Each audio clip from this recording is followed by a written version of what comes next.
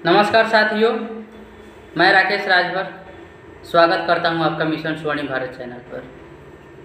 आज हम बात करेंगे कि जो पुरोहित होते हैं, धार्मिक पुरोहित, वो ठगने के कौन कौन से तरीके जानते हैं।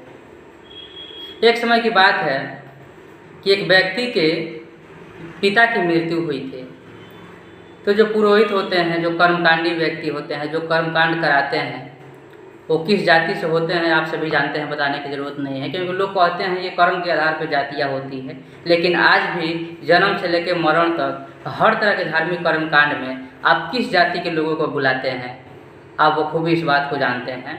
और आप खुद नहीं मानते हैं कर्म के आधार पर जातियाँ होती है, क्योंकि अगर आप ऐसा मानते तो आप किसी अपने ही परिवार के पढ़े लिखे सदस्य से वो कर्मकांड क्यों नहीं करा लेते, या उन जातियों को छोड़ के जिसे आप हमेशा बुलाते आए हैं उसको छोड़ के किसी और जाति को क्यों नहीं आप बुला लेते। तो जाहिर सी बात है कि एक जाति विशेष के लोग हर जन्म से लेकर मरण तक हर कार्य में आते हैं। तो उसी में का एक व्यक्ति आया और मृतक के घर शोक संदेश में बैठा और कहा कि मृतक के पुत्र से कि बाबू देखो, ऐसा है कि तुम्हारे पिताजी कल सपने में आए थे और कह रहे थे कि हमको दूध पीने में बहुत परेशानी हो रही है, इसलिए बाबू ऐसा करो कि तुम्हारे द्वार पे जो गाय है उसको अगर तुम मुझे दान में दे दो तो तुम्हारे पिताजी को बहुत संतुष्टि मिलेगी, उनको दूध मिल जाएगा।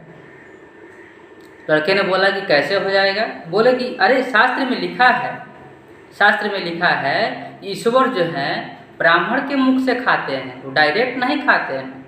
हमको खिलाओगे तो तुम्हारे पिताजी खा लेंगे, उनकी आत्मा को संतुष्टि मिल जाएगी। लड़के ने कहा अच्छा ऐसा है तो अभी तो थोड़ा दिक्कत है ले जाने में, अभी मत ले जाइए, कल सुबह आइए, हम बढ़िया से नहा धुआ लेंगे, स्नान कर लेंगे, उसके शास्त्र सम्मत जो विधि व्यवस्था होगा वो भी थोड़ा बहुत कर दीजिएगा, थोड़ा बहुत मंत्र उच्चारण कर दीजिएगा और गाय को लेकर जाइएगा।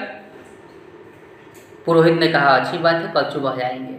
अगले दिन जब पुरोहित ने आया तब तक उस लड़के को किसी तार्किक व्यक्ति ने, किसी समझदार व्यक्ति ने कुछ समझाया था।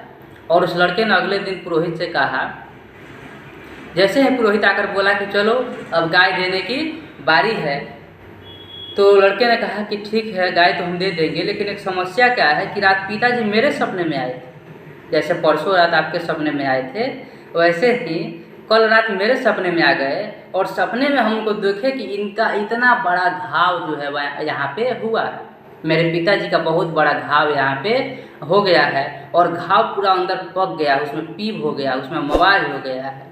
और कह रहे थे कि बेटा ऐसा करो कि पंडित जी का यहाँ ब्लेड से चीर देगा ना तो उनका घाव बाहर निकल जाएगा, उसके बाद घाव सूख जाएगा तो हमको बड़ी शांति मिलेगी। ऐसे बहुत हम परेशान हैं घाव के वजह से।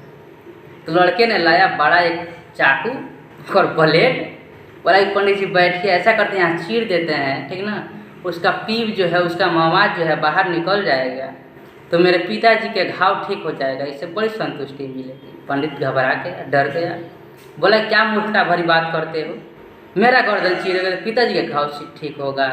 लड़के बोला गुरुदेव नाराज नहीं होना है, जब हम आपको गाय देंगे और गाय का दूध जब आप खाएंगे तो मेरे पिताजी के शरीर में चला जाएगा, उनको संतुष्टि मिल जाएगी, उनका पेट भर जाएगा, तो फिर आपके गर्दन पर का हम चीर देंगे थोड़ा सा तो उनका घाव नहीं ठीक हो जाएगा।